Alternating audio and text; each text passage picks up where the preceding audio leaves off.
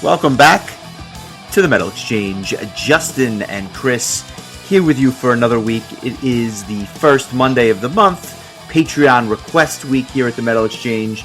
We go back to 1987. We do some solo stuff from the King Diamond, and his Abigail album from June 15th, 1987. But before we get there, Chris, my friend, how are you? I'm good. This was really interesting because like I'd mentioned last week, I really didn't know anything from this album, so this was quite the learning experience for me. I actually dug into the story and all of it because I wanted to be, prepared. So this is cool. This was a request from actually two different members of the Patreon, both Keith and Charles. So I had said I thought this would make for a good October episode, since it's especially now that I know the story. I'm really thinking we chose the right time of year to talk about this. But this should be good. Yeah, I agree. Definitely timely. I was happy to see that multiple people had requested it, and obviously held by many as an all-time classic, and certainly one of the great concept albums in the genre, if you will. So before we get there, anything catch your ear this week that was either different or out of the ordinary, or anything that you particularly enjoyed?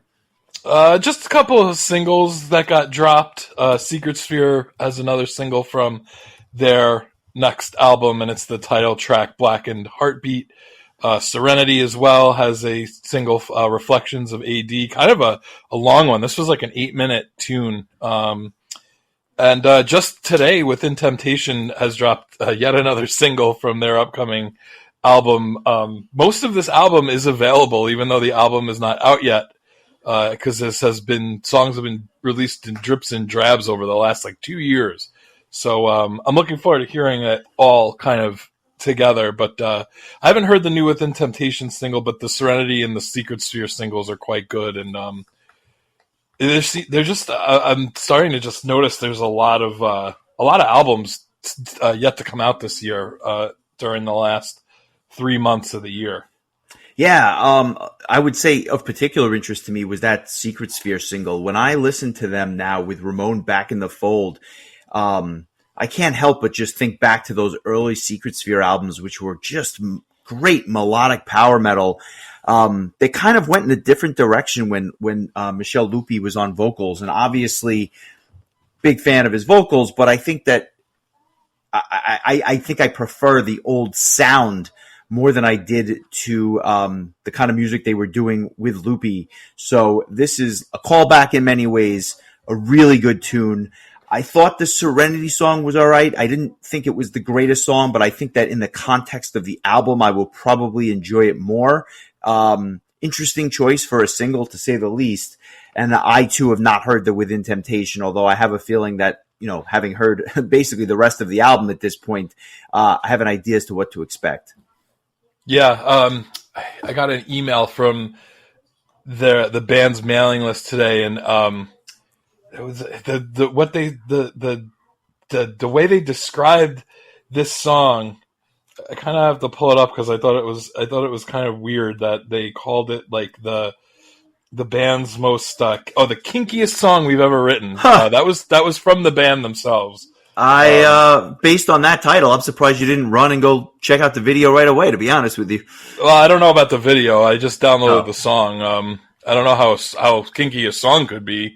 I didn't even think of that maybe there's a video. It just says Ritual is one of the kinkiest songs we've ever written and is inspired by From Dusk Till Dawn, a movie by Quentin Tarantino about a road trip turning into a vampire slayer party. I was about to say slumber party.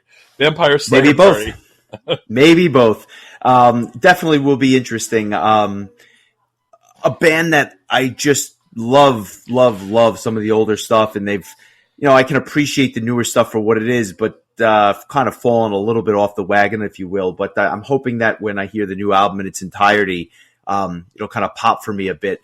But to your earlier point, there's a lot of stuff yet to come out this year, which I feel like some real potential with stuff like Angra and obviously the Serenity, which you mentioned, amongst others.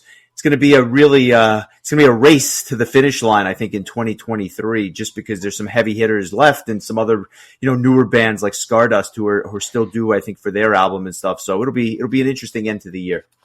Yeah, a lot of excitement. It sounds like for the new Theocracy album as well. So yeah, still a lot to look forward to. I feel like I feel like the third quarter of the year was kind of the slowest, at least as far as like stuff that I was really interested in listening to. I probably listened to the least amount of new albums in quarter three versus the first, two. I have a feeling that the quarter four is going to probably make up for that. So, yeah, I still have a couple of albums left from quarter three I haven't listened to yet, including the new Mercenary and Soin and some other albums I wanted to check out. So I'm sure I'll get to it eventually. Just this week I really just kind of focused on King Diamond and some of the stuff that we have planned the rest of the month, that some of which you know about and some of which you don't. So nice.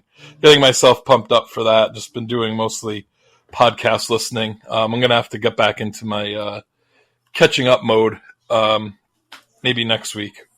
It's funny because I remember towards like the middle of the year, I think we were both raving about what a great year it was for music. But I think quarter three, by and large, was a slow quarter. There's a couple albums that, and you mentioned some of them, obviously, the Sown being one of them, the Mercenary being another.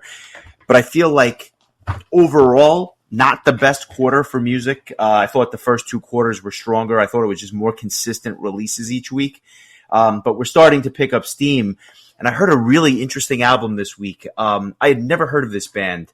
And a friend of mine, I had heard the album, I listened to it, and then a friend of mine said, "Oh my God, this is the second coming of blank." And I thought about it for a minute. I'm like, my God, he's absolutely right.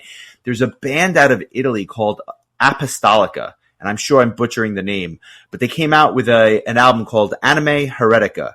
And this is the second coming of Powerwolf. It's like a poor man's Powerwolf out of Italy. Not my favorite thing in the world. Again, I think that my new love of Powerwolf has transcended anything that this band could possibly do. But nonetheless, if you like Powerwolf, you got to check these guys out. I'll make a point of posting a song this week just because it was such Powerwolf worship, but done fairly well. So kudos to them. Cool. Yeah, I'll have to check that out. And but to your point, I think I spent. God, I listened to Abigail probably more than any other album that we've covered in a long, long time. And it was a really interesting journey for me because I had heard the album before. It's not like I had never heard this album. I've listened to this album, but I had never really paid attention to it like I did this week. And despite that, the first 4 or 5 listens, I didn't know what to make of it. And I was like, I just don't know how I'm going to be able to talk about this album for an hour or whatever we go on, and talk about this thing. It took, like I said, 5 listens or so. And then finally I started to make sense of it, and let alone the story, right? I'm just talking about the music. And it's not that complex. It's not like this progressive thing that's all over the place. It was just hard to digest until all of a sudden it finally hit me, middle of the week. So I'm happy that we're going to get to talk about it. This is, again, considered by many an all-time classic, and even I think Merciful Fate fans would say that this is probably King Diamond's finest work, hands down. I don't think that I'm stretching it by saying that. I'm sure, obviously, some people might have a difference of opinion, but a lot of people hold this album in extremely high regard. Now, correct me if I'm wrong, but I think you had said that you had heard other King Diamond songs that were just not on this particular album. Correct. The songs that I knew were on the album that came out the following year, Them.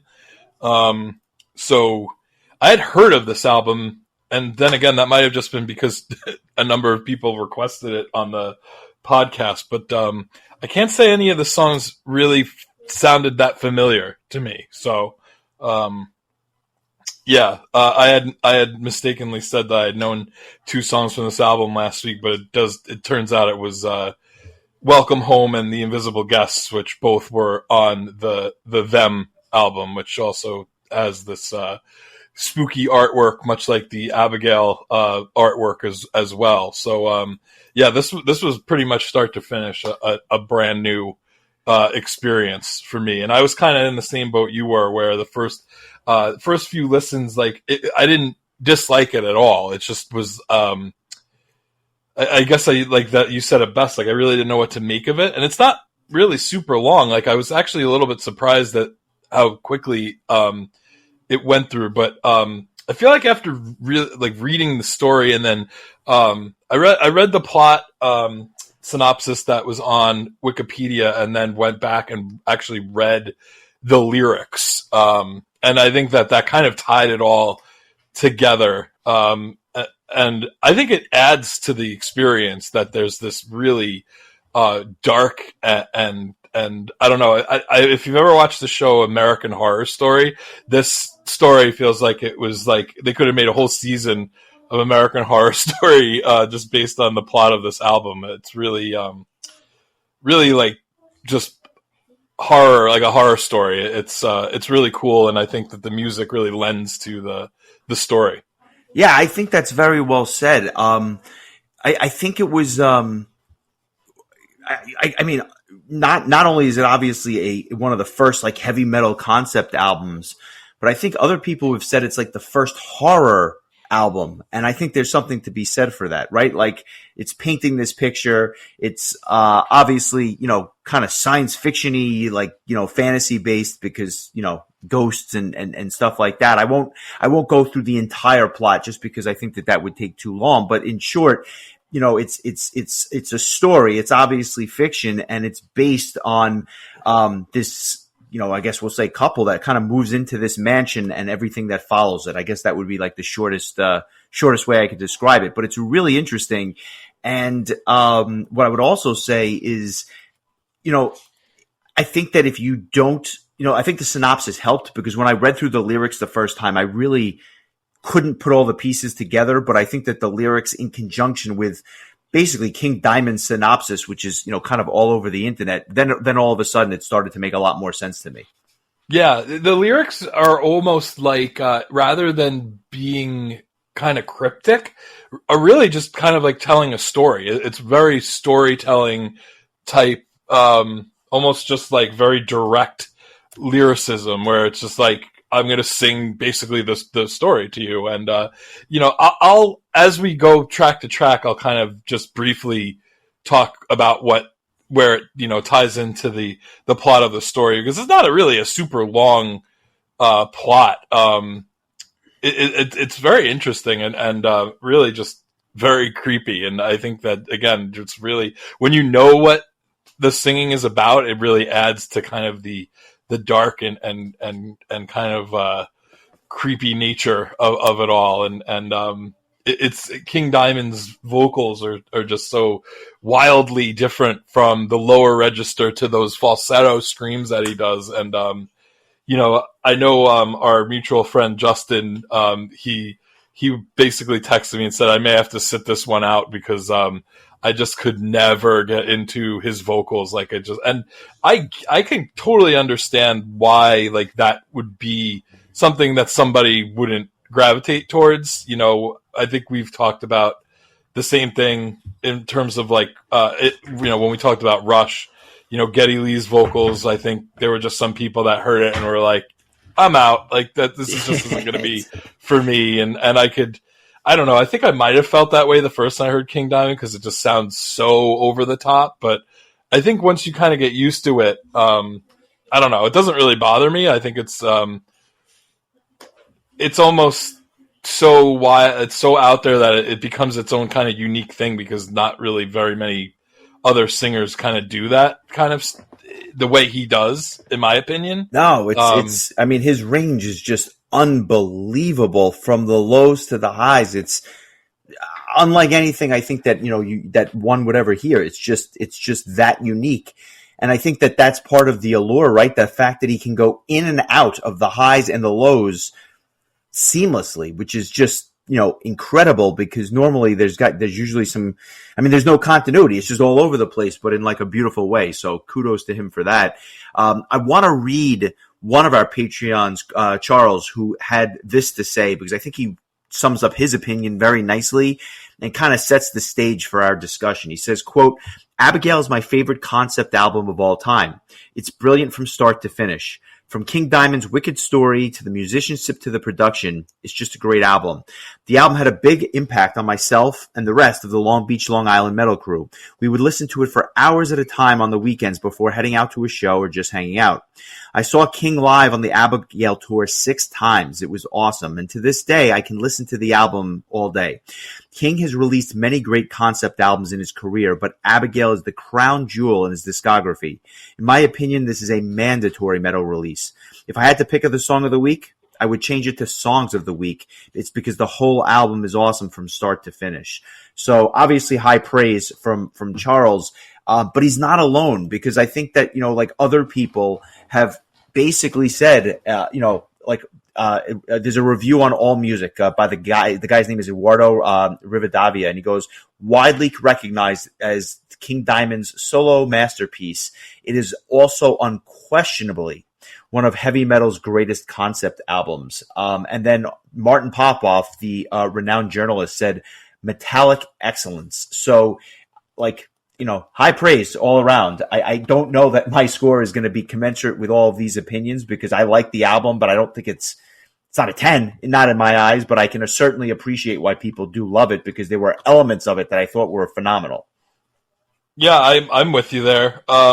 I'll throw in our friend Keith's comments as well, because he was the other one who requested this album, and he said, I chose this album because conceptually it fits right into the heavy metal / Halloween vibe, featuring King's iconic and operatic falsetto voice, a dark spooky mansion, a demon child, a ghost, death, stakes, and numerology 7777.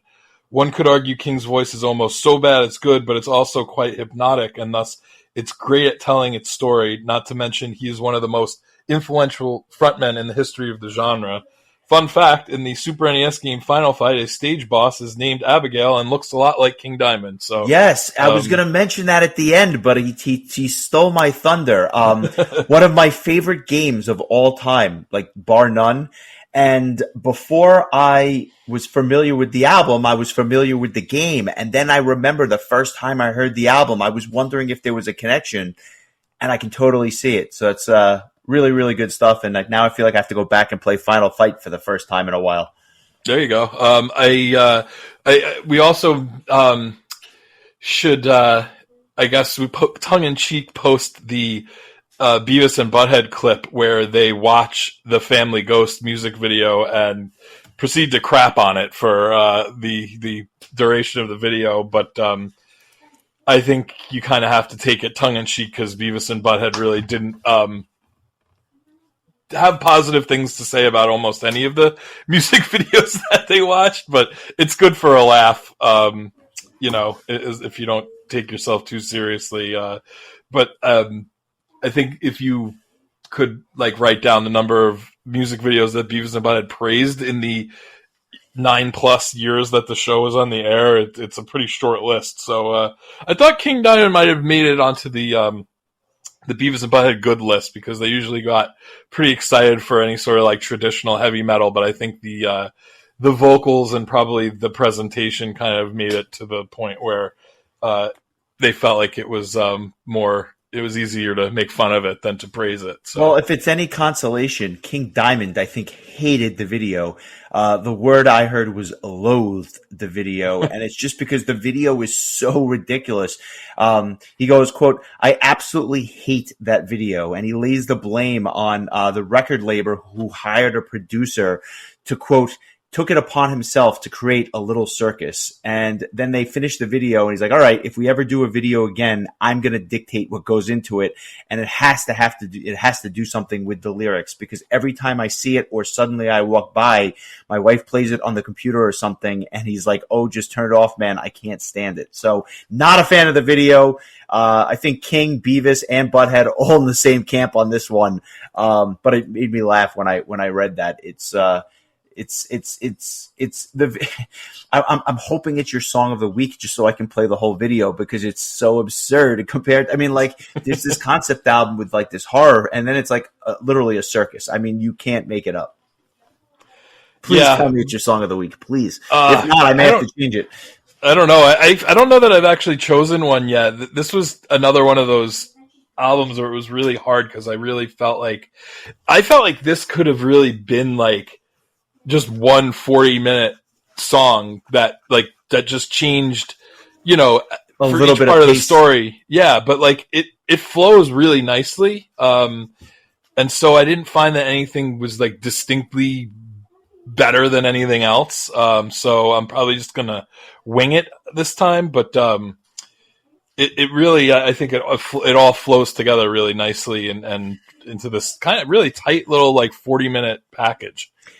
Yeah, an easy listen to say the least. And like I said, I've listened to it probably more than any other album we've covered at this point, just because it took me a while to kind of find my groove. But when I did, never once did I say, "Oh my God, this thing drags on." It was the opposite of that. It actually went by fast, and sometimes when it was over after those first couple of listens, I was like, first, I'm like, "That's it," and then second of all, I'm like, you know, I was trying to like. I guess I was like, not that I was wanting more per se, but I was like, I felt like there could have been more meat on the bone after those first few listens until I started to really appreciate what it was that I was listening to. But let me just kind of run down the lineup as we always do. King Diamond, obviously on vocals, but he obviously wrote the lyrics and he wrote the songs. Timmy Hansen, no longer with us, but he played bass on this album. Andy LaRock on lead guitars, along with Michael Denner. And Mickey D on drums. And I think that obviously he's best probably known now for his work with the Scorpions. I think he's been with them for about 7 or 8 years. Did you know that Mickey D did the drumming for most of Halloween's Rabbit Don't Come Easy album when they were in between drummers? I believe they were in between Mark Cross and Stefan Schwartzman. Mark Cross had...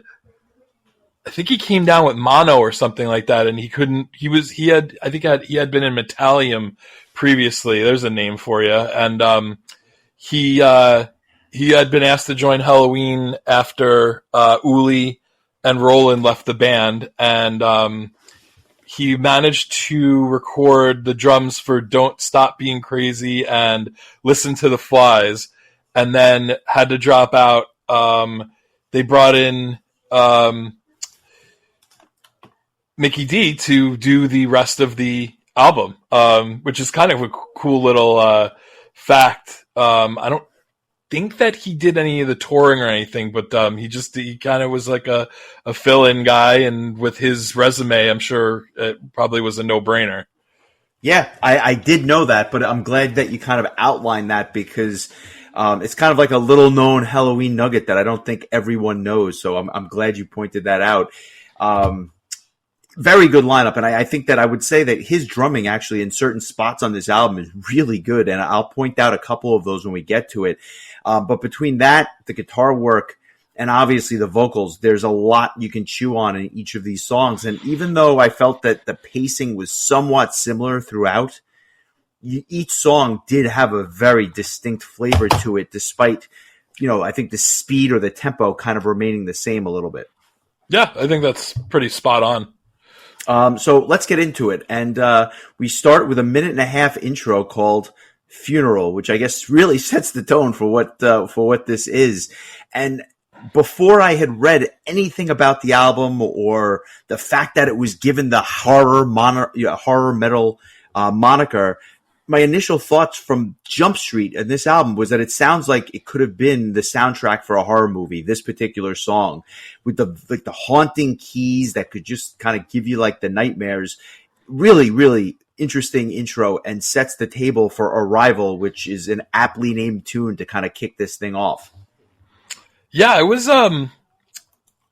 surprised at how much like orchestrations and keys were used throughout the album, and it starts out right at the beginning with this intro track.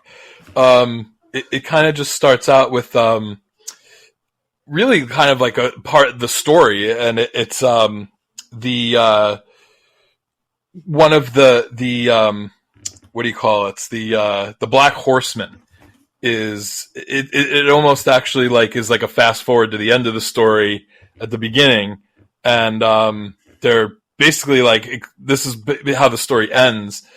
And I guess I won't spoil it. I'll wait till the end. I imagine if you're listening to this, you probably already know, but I'll get there. But that's the voice of one of the horsemen, kind of eulogizing this Abigail character, and then you get like this really creepy kind of keyboard like intro into the song Arrival that kind of is like the last 15 to 20 seconds of the track. And then, Arrival kicks in, and this is really like the beginning of the story. Yeah, very, very well said. And when the track does kick off, immediately I think of those initial riffs and the bass lines kind of underneath those riffs. And I'm like, damn, this sounds good. And, you mentioned how it has this big orchestration, this kind of like epic sound to it. Apparently they had a lot of difficulty mixing the album because it was recorded, back before all those, Pro Tools and all those other, things that they use now to kind of make things a little bit easier on the production side. But mixing this thing was apparently really kind of difficult. And so when they finally got it, I think they were just so happy that everything sounded as good as it did. And it does sound pretty good for an album from 1987. Is it flawless? Probably not, but it sounds good. I have to say, like, every instrument, when it's time to shine, they make sure to focus on it, and they do a great job. And that's including the keyboards and the orchestration that's often behind it. To compare it to an album that came out the same year, I'll choose Manowar's Fighting the World. Ooh, yeah, which we spoke about in the archives. Yeah, the production on this, I think, really outshines that Manowar album by a noticeable amount. So that was like really the first thing that kind of came to mind, because I feel like Manowar was kind of one of those bands that suffered from kind of meh production until probably Kings of Metal was probably the first one that had decent production, and then it would go on to get better after that. But I agree. I think this is quite a decent sounding overall experience for an album that's coming on 35 years, right? Yeah, almost 35 years. So or 36 years would it be? Yeah, 36. Actually, it celebrated its 35th anniversary last year, so it's been a while. It's but it holds up. And as I was listening to Arrival, I actually thought of you, because I thought the song in many ways had a bit of a power metal feel to it, just in terms of like the cadence and the guitar solos. I actually figured that this could be your song of the week. And I know you haven't chose, but there were elements of this song that reminded me of kind of not so much German power metal, but like the American power metal bands. The names are, I guess, escaping me at the moment, but throughout time there's been this, almost like an Iced Earth or something like that, American power metal. And this song was an interesting way to start it, and I can only imagine how good it would have been with the theatrics and the stage show, which I know was a big deal for King at the time. The bridge has such a nice contrast to the chorus, and that really stood out to me as well. All in all, a solid opener, and I think that it certainly has that Halloween feel to it. So I think that I'm happy that we chose to do it in October, because this certainly it lends itself to that. Absolutely. I thought this was a very good song as well. Not my song of the week, but very good. It kicks off the story, like you had mentioned before. It's about this young couple who the man had inherited this mansion through this family, and him and his wife are going to move into it, and 7 horsemen of the night show up and tell them, that this is a cursed house. Don't don't move in, you'll regret it, blah, blah, blah. And they move in anyway. Which they will come to rue, spoiler alert, later on in the story. Well said. And that brings us to Family Ghost, which is kind of the second proper track, if you will. Mansion in Darkness. I'm sorry, Mansion in Darkness. You're absolutely right. I jumped ahead for a second. This one is arguably even faster in many ways, and the drums here also scream power metal. And it's kind of, I think in many ways, why Halloween kind of reached out to Mickey D, because they know he could kind of play that style, and the drums here are that. This particular song has Keeper One vibes on it to me in many ways, which came out the same year, ironically enough. So it's not that one was an influence, but it was just both albums coming out at the same time, and I could kind of hear it, especially in the drums. I am never, I'm always fascinated by King Diamond and how he's able to go in and out of the vocals the way he does. And I think that this track was a perfect example of that. The verses are these fast, upbeat verses, and then the chorus has almost like a little bit more of a deliberate sound to it, a touch slower. But this track is actually one of my favorites on the disc, and it's really because of that contrast between the verses and the choruses. I could easily sing, even though I thought Arrival was a possibility, I actually had this pegged as your song of the week. Yeah, I mean, I love the way that the song just kicks off. I don't know if it's like a twin guitar situation. It sounds like two guitars to me. Yeah, it is. It's two guitars. Yeah, I really like that. Just tickles my power metal bone, funny bone or whatever we want to call it. Just a really cool way to kick things off. This is another really solid tune that I liked. I felt like it was fairly similar to the previous song, but I like this one just a smidge more because I just like that melody of that that opening guitar riff that kind of reappears throughout the song. Man, I don't know if I want to make my song of the week. I feel like it's still a little too soon. We're gonna keep going through here, but this continues on the story of this is, I guess, really just more so the beginning of them kind of moving into the house and seeing the darkness and the creepiness, and probably realizing that maybe this wasn't the best idea, but it kind of paints a picture of what this mansion is looks like or feels like in the story. And with today's real estate market, maybe there's a buying opportunity if you're willing to put up with the ghost, because you know how that goes. But yeah, just stay away from the staircases. There you go, exactly. And now we get to the Family Ghost, and this was an interesting tune. And I'll say this: the way it starts actually reminds me not of the Seven, but of the Four Horsemen or the Mechanics by Megadeth. Just the way that it's kind of. The way it starts is like a sped up version of that song. And when the vocals kick in, just simply fantastic. But the problem here is that the rest of the tune was a bit of a miss for me. I like the instrumental section more than anything else on there. I don't think it's the best chorus on the album by any means, but the instrumental section is great because it kind of slows everything down for the first half of that instrumental section. It's really beautiful. And then the second half really picks up with some awesome guitar solos. And that to me was the best part of the song. And I was surprised that I was kind of surprised that they would then kind of use this for the video and everything else, because I don't think it's the best track by any means. In fact, it might be the weakest on the album, in my opinion. Interesting. Yeah. I don't know. Again, I don't know that I really think any one song is that much worse or that much better than the last. I will say this probably is my least favorite of the first three, full-fledged tunes.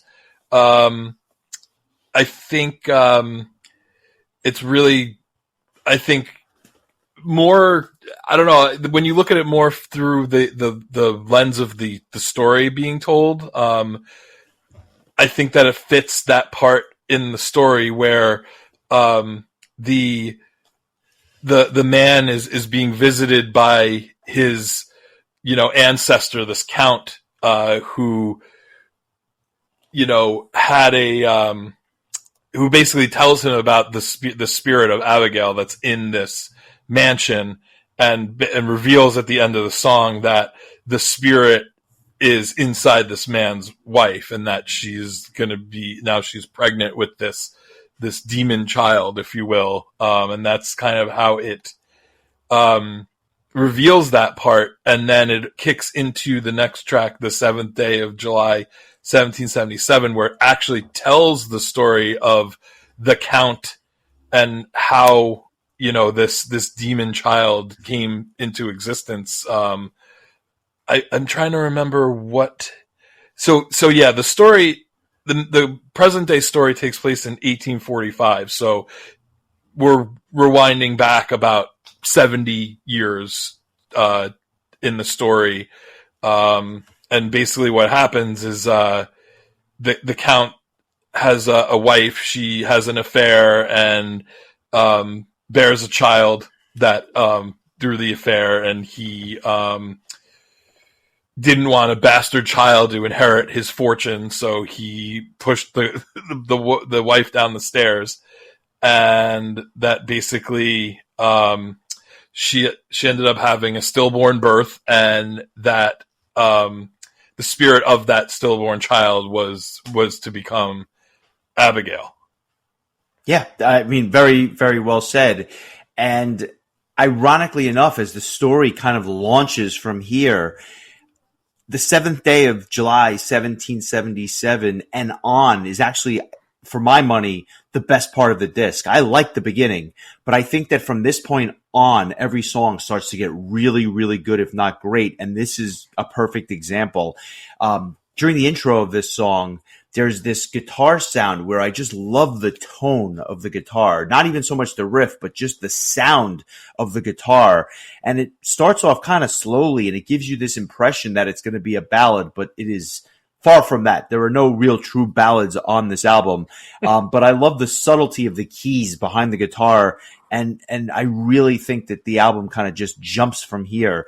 Love the chorus, another good instrumental section, and it's just really, really catchy. It didn't hit me the first couple of times, but as I got into it, this became one of my favorite tracks on the album. And the drums here pop so nicely. I thought that the drumming, especially on the second half of this song, really cool, almost progressive in a way, like just very cool drumming. I thought it set the stage nicely.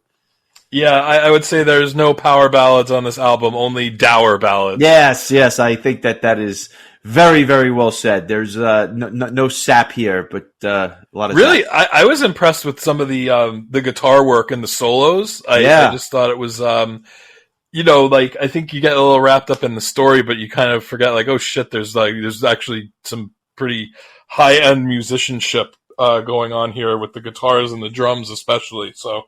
I thought this song really showcased how good the guitar work is on this album from both Andy LaRocque and Michael Denner. So I thought that was cool. Yeah, and that kind of ends side A of the record, if you will, and then you get the 4 tracks on the backside, and it just starts to get even better from there. Side B kicks off with a song called Omens, and this song is 3 minutes and 56 seconds, and the track that follows it, The Possession, is another track that's under 4 minutes. They're kind of like the 2 shortest tracks on the album, but starting with Omens, this one is just a very timely track, and by that I mean it really screams 1987. It's just like straight up classic heavy metal tune, and I love it. I think it is great verses. They're simple, they're powerful, they have that gallop to it that we often go back to, and then you combine it with the keys, which I just wasn't expecting to hear so much on this album. I thought it was going to be basically guitar driven, but the keys play such a nice contrast to it. It's not over the top and in your face. It just provides enough of this other element that I could kind of sink my teeth into it. And I just love the way that, in my opinion, it actually has a bit of a Fates Warning vibe to it, like the older John Arch era Fates Warning, which would be a contemporary on this particular track. I just thought it was really good. I think the guitar solos and the bass play off of each other very, very well. It just hits all the right notes for me. not my song of the week, but probably would have been my second choice. Nice. Yeah. I really like the little like spooky keyboard interlude that kind of kicks off the guitar solos. Yes. It's just kind of, I think it kind of like breaks it just breaks the song up in a really cool kind of way. And I think, again, like going back to the storyline, it's kind of a basic part of the story, but just that the couple are now starting to see these omens that maybe they are a little in over their head on this situation. And that's really kind of really it about the story part here. I think the music kind of does more of the work than the actual story itself on this track. I think that's very well said. I agree with you.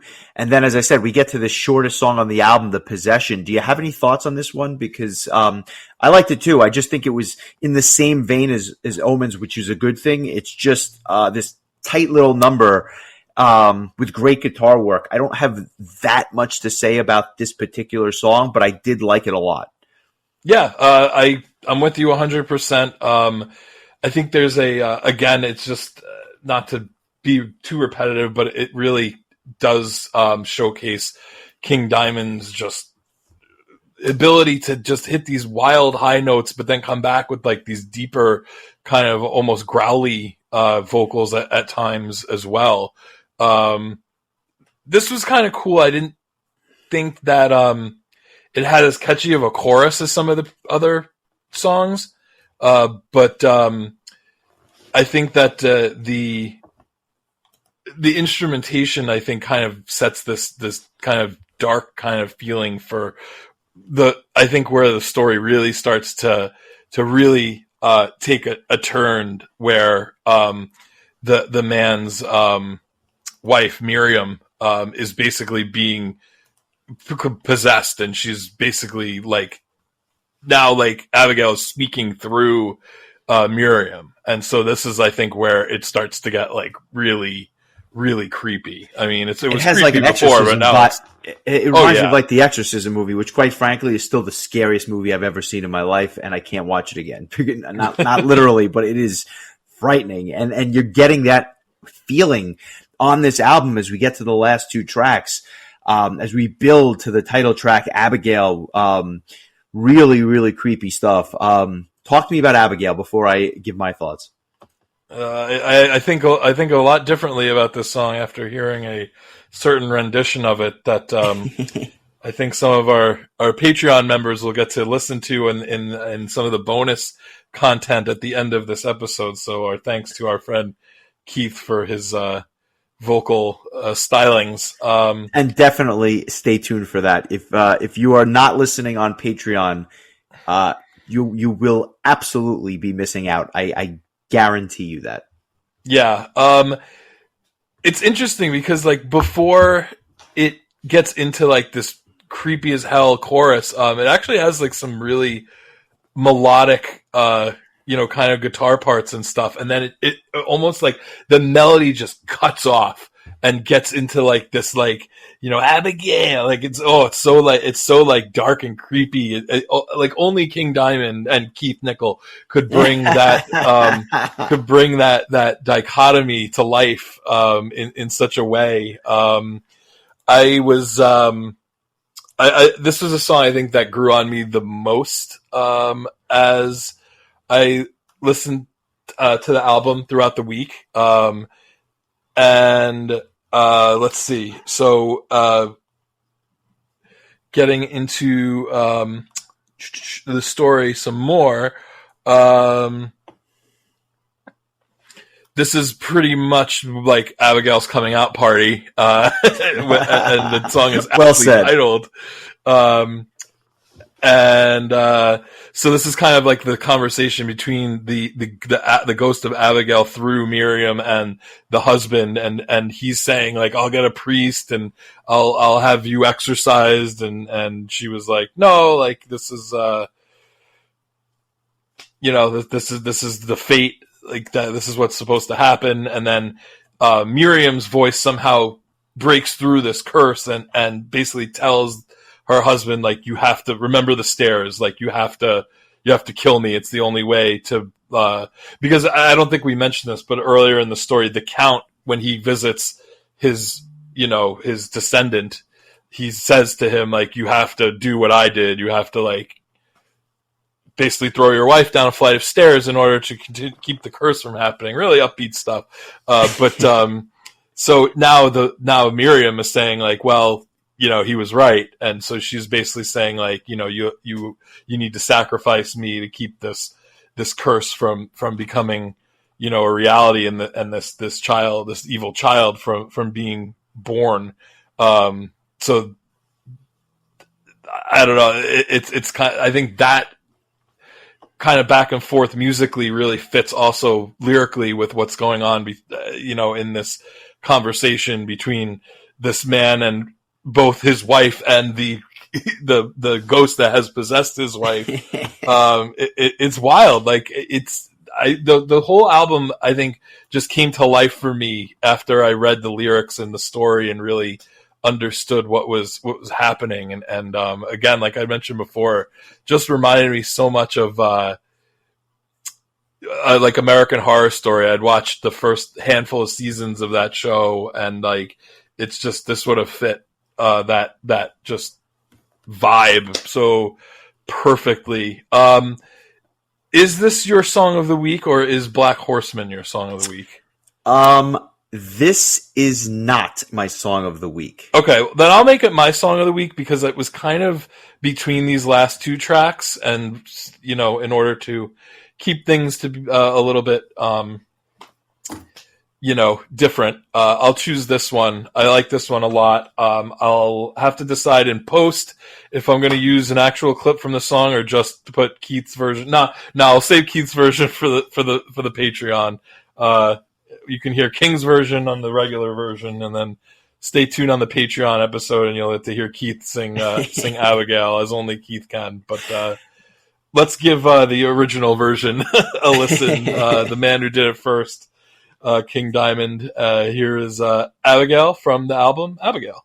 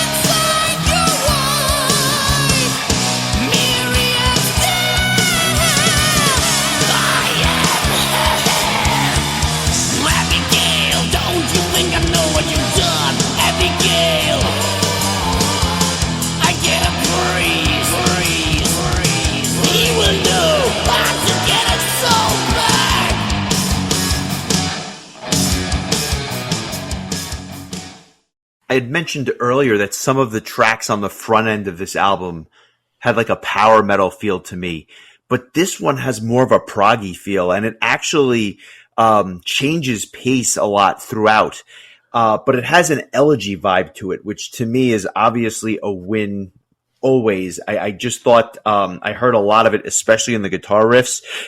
This is an eclectic tune, but I enjoyed the hell out of it. And every time you think it's going to zig, it zags, and vice versa.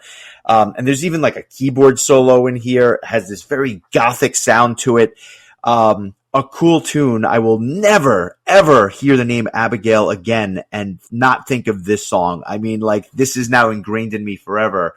But my song of the week is the final track, The Black Horseman. But why don't you update everyone on the story, and then I'll kind of go into my reasons why I chose the final track. Sure.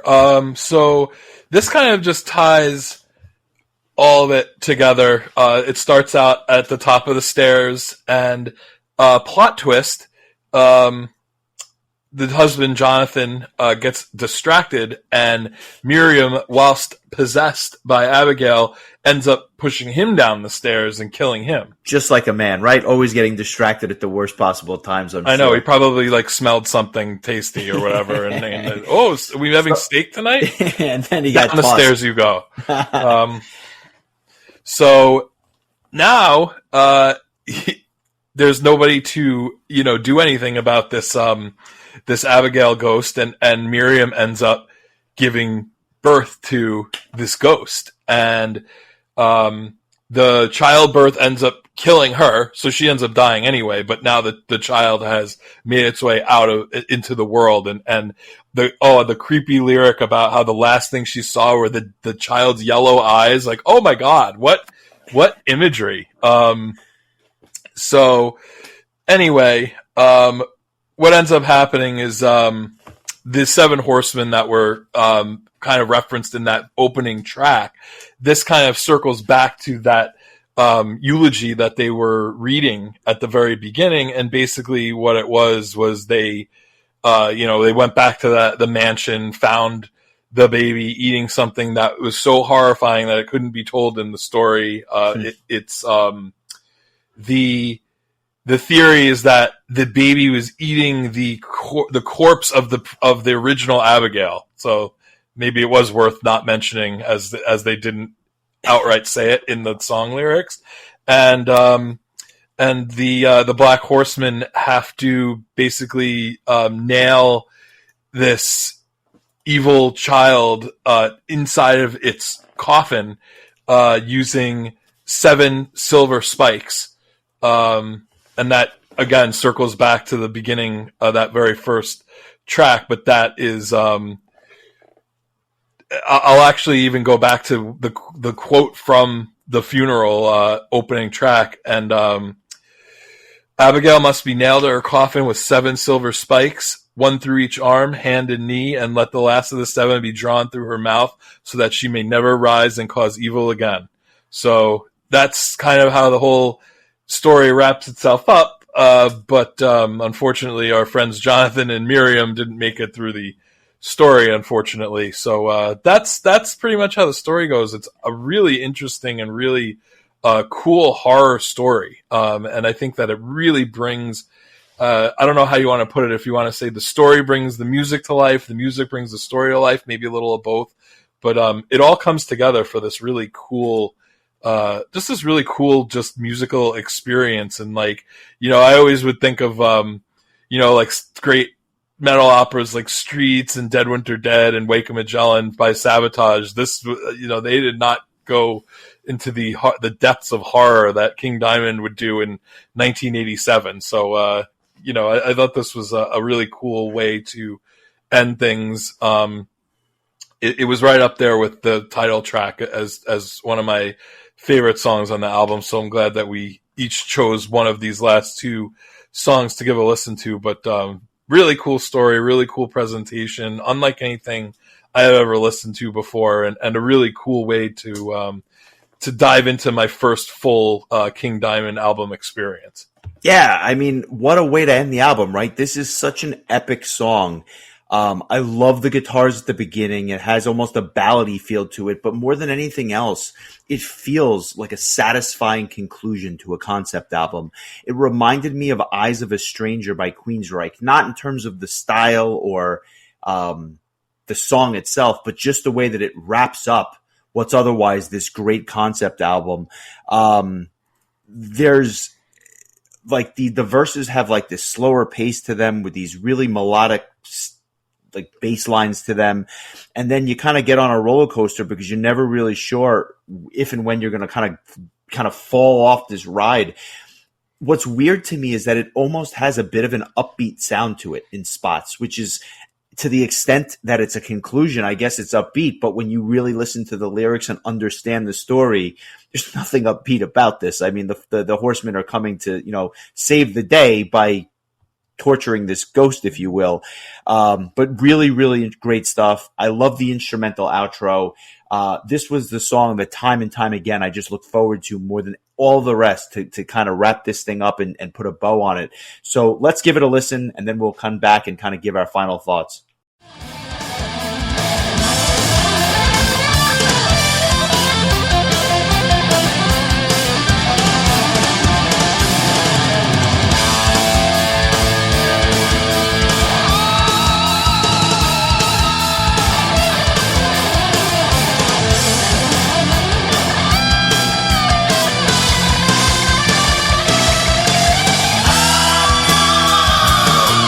They found her!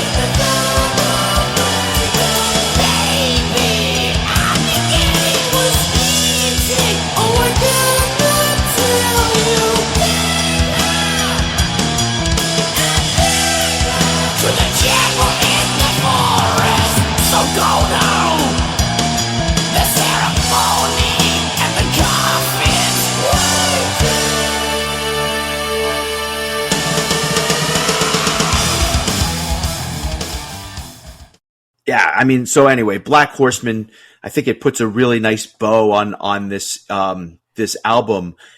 But before we give our our rating 1 to 10, are you aware that there was a sequel to this album back in 2002?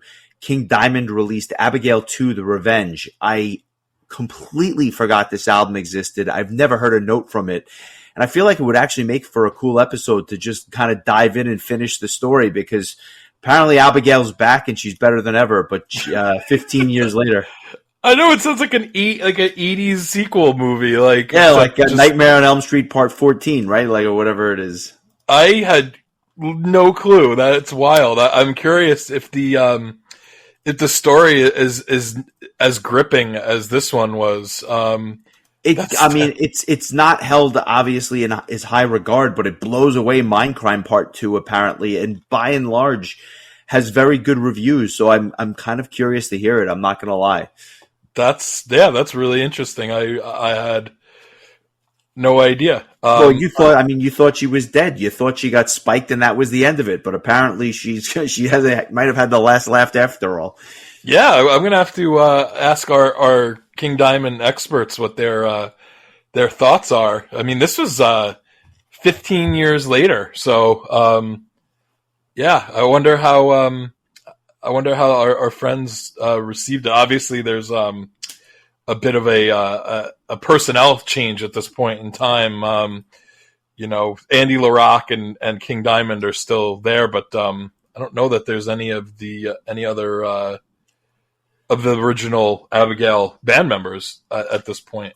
Yeah, I think that I can't speak for his lineup now, but Andy LaRock, King Diamond are the only two people that were in this band at the time of the original release that were still with him by the time they made the sequel. So for whatever that's worth.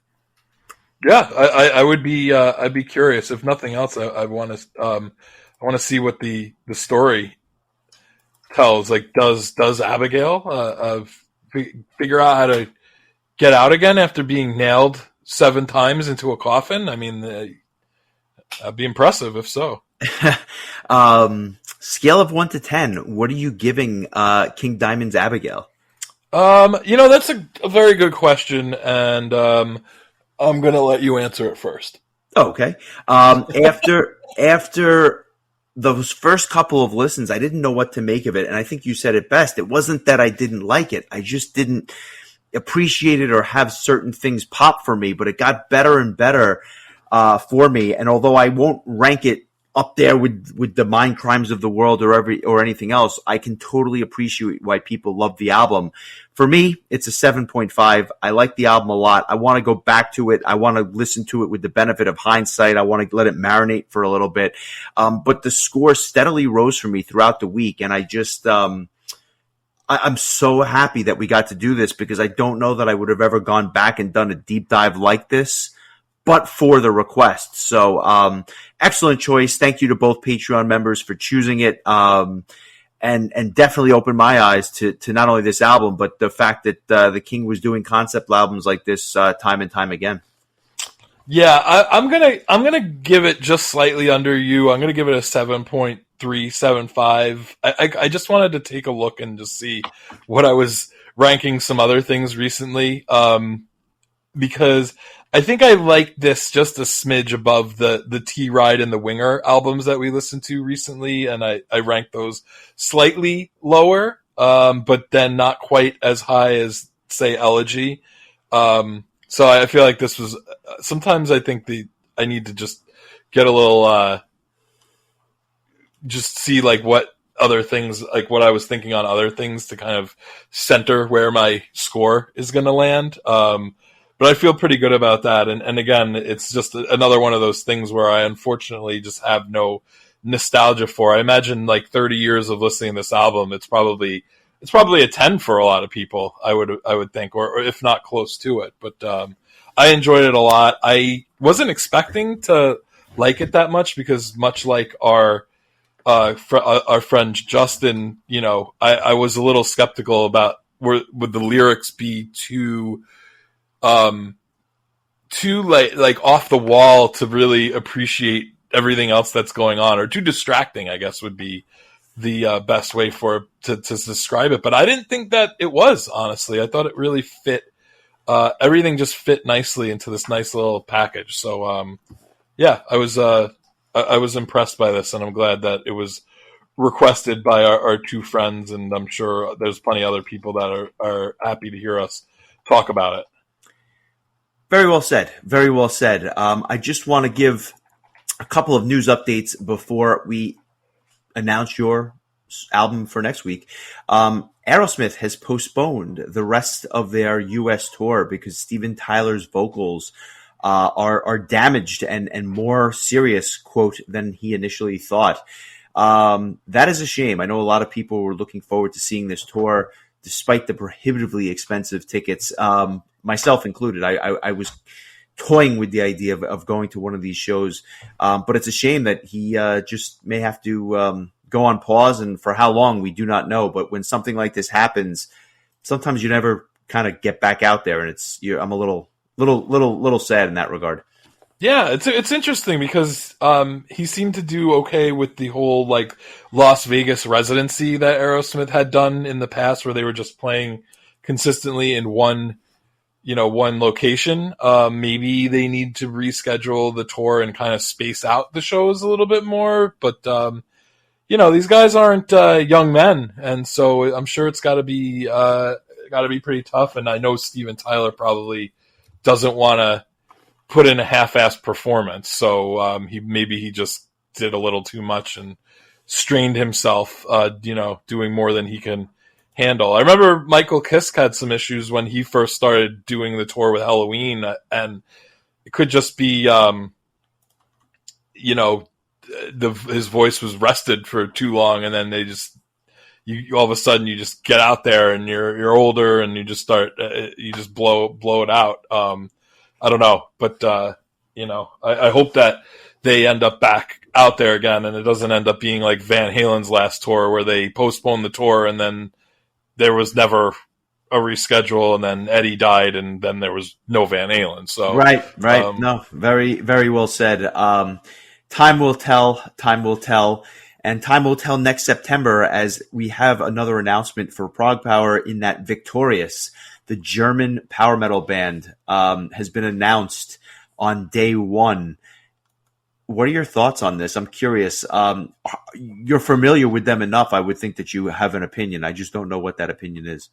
Yeah, I think I would have been more excited had it not been for their most recent album, which I think they just overdid themselves on the cheeseball, like, power metal lyrics. Which says something, because their prior album was called Space Ninjas from Hell, and as cheesy as that was, it was actually a really good album. But then they just, instead of like keeping it there or toning it down a little, they actually ramped it up to about 15 on the 1 to 10 scale. I think it has the potential to be a really fun live set, because their songs have tons of energy, and it's fun stuff. It's just, I just thought the last album was just in general was a little bit disappointing to me. I didn't like it as much as previous entries, but definitely a cool band. I don't know that there would have been a way to see them in the U.S. Without a Prog Power invite. So we'll see if they attach a tour onto this, or if it's just going to be a one-off. But I think it's already it's a nice addition to an already strong lineup, and we still have 2 more bands left to be revealed. But I think, Angra and Circus Maximus kind of leading the charge on Wednesday night. I think it really, as far as ticket sales go, I don't know that it's going to matter too much about who the other 2 bands are, because I think those top 2 bands are going to be the ones that kind of move the sales, so to speak. I certainly wouldn't want to miss, especially Circus Maximus, one of my all-time favorite live bands. I just think that there's few bands I've seen that are as consistently excellent in a live setting. So my ticket's already sold based on just them alone. Angra and Victorious are just gravy, and whoever else ends up getting announced again will just be a bonus for me. So yeah, a cool addition to an already very strong 4-day lineup thus far. Well said. Wouldn't change a word of that. So I will just say I agree and ask you, what am I listening to next week? So I kind of pivoted. My original plan was to discuss a Fates Warning album, as we've done every year since we started the podcast. We our very first episode was Inside Out. We did Inside Out. I think I've chosen a Fates Warning album every October of the podcast's existence. We've done Inside Out, Parallels, Pleasant Shade of Grey, and I was thinking about doing another one, and I listened to, I believe, Perfect Symmetry, and it didn't really grab me as much as I kind of wanted it to, and I felt like it would have felt a little bit forced. And then we had our bonus episode discussion for the Patreon about, bucket list bands, and towards the end of the episode, it kind of dawned on me that like I hadn't brought up one of my favorite bands that happens to be a video game tribute / cover band called Descendants. I never say their name correctly. Descendants of Erdrick, named after the Dragon Warrior / Dragon Quest character Erdrick. They're a band from Texas that has been around since the late aughts, I guess. The album we're going to talk about is called Thanks a Million. It came out in 2012, and it's a blend of metal, but with done in video game cover style. And if you're familiar with Power Glove, it's not terribly different from that, but it's a little bit off the beaten path. I think our gamer fans are going to really enjoy this a lot. I think our non-gamer fans are going to have to come in with a little bit of an open mind, but these guys are one of my favorite just bands in general. I think that of all of the great game cover bands I've listened to over the years, and I've listened to a lot of them, they're probably my favorites. So I just thought this would be kind of fun just to change it up a little bit.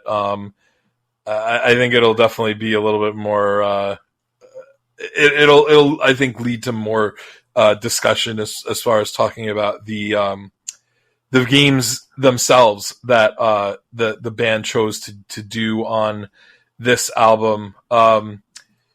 It was kind of a tough choice because the band has 3 full length albums, but I think this one is potentially my favorite one. Their most recent one, Advent, came out in 2014, and the entire album is like adventure and RPG songs, and this one I feel like has a little bit more of everything. You have some Zelda, some Ninja Gaiden, some Mega Man, Sonic, Metroid, Double Dragon, F-Zero, Chrono Trigger, Final Fantasy IV. So like a nice mix, I think, of at least game genres. I'll be honest, some of my very favorite songs they've ever done is from their first full-length album, Downright Heavy. But I'll mention probably those songs when we talk about it. But I'm really excited to talk about this band, and I'm pretty sure I have you to thank for bringing them to my attention way back when. I think you had sent me or like told me about 1 or 2 songs, and I immediately downloaded their entire discography and like could not get enough. Sometimes the other day, when you hit the right note, you just go. I listened to every single song that they ever released the other day, and I was just like, yeah, let's do this. This is, I think, going to be more fun than another Fates Warning discussion. I'm sure we'll circle back to Fates Warning at some point, but well, October has 5 Mondays, so there's no reason why we couldn't get to it later in the month. Yeah, true. This is going to be a different conversation, but certainly going to focus on the music. But there's a lot of other meat on the bone as well that we can kind of touch upon. Yeah, agreed. I mean, we talked about my 3 favorite Fates Warning albums too. So I feel good about this choice. I just think I don't know. I just felt right. So and then the following week we have something special planned, but we'll reveal that next week. But we have a very special episode planned for that. It's gonna be a wild and wacky October, and it started out with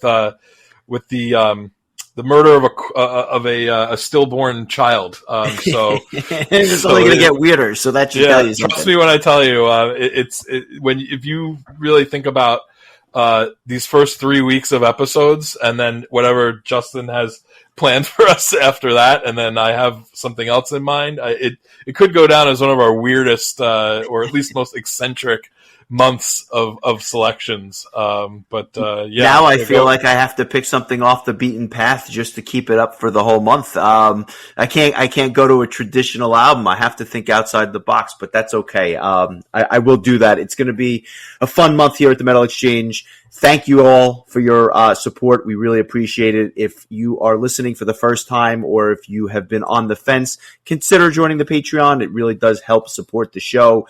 And if not, tell a friend. Thanks for listening. We sincerely appreciate it. Lots of good stuff coming down the pipeline. So it's gonna be a fun month, and that'll take us into the end of the year, which is rapidly approaching. Ugh, yeah. This is the part where I'm starting to get nervous that I have to come up with another list, which you were doing so well. I know. I enjoy talking about those lists. Like, it's probably my favorite episode we do every year. But constructing the list is a whole nother story. It's just it becomes very stressful in a good way, I guess. But just trying to put things in order, that, like, you're comparing stuff you listened to last week versus something you listened to in February. It's not always the easiest thing, but at the end of the day, I'm usually pretty happy with how my lists end up. It's just I rack my brain in the process of constructing it. So, but yeah, like we said, we'll circle back, just like Abigail did. There's still a lot of heavy hitting albums yet to be released, and a handful that have been released that I haven't even listened to yet. So the list can change a lot in the next 3 months. So we shall see how it goes. But I'm looking forward to how it is. You've been pretty clear about what your album of the year is. I'm very curious to see if that can be unseated at all in the last 3 months. It's going to take some doing, though. I will give everything ample time, and I will listen to whatever comes out, and I look forward to it. But the high watermark has been set in my eyes, and I don't know if anything is going to beat it. But if it does, I can tell you that whatever album does knock off the No Spin album is going to be a damn good album, because that is a phenomenal release. That I'm just finally happy that the non-disclosure agreement that I signed 6 months ago is now off the table, and I can talk about it. So I know we sounded like cryptic assholes for like 3 months. Hey, listen, it was all worth it in the end. I'm going to get to see them live, so all is well. But enjoy the week, my friend. I look forward to talking about some Descendants of Erdrick and do something a little bit different. And you don't have to brag and be able to pronounce it on the first try. Jeez. Listen, with knowing what we have in store the week after, it's going to get wild. So let me get it out now the first time. I will talk to you soon, my friend. Take it easy. I knew it was only a matter of time before we did a Justice album, but it's probably not the one people are expecting. Well said. Very well said. There's a little nugget for you. Enjoy the week, my friend. I will talk to you soon. Take care, buddy.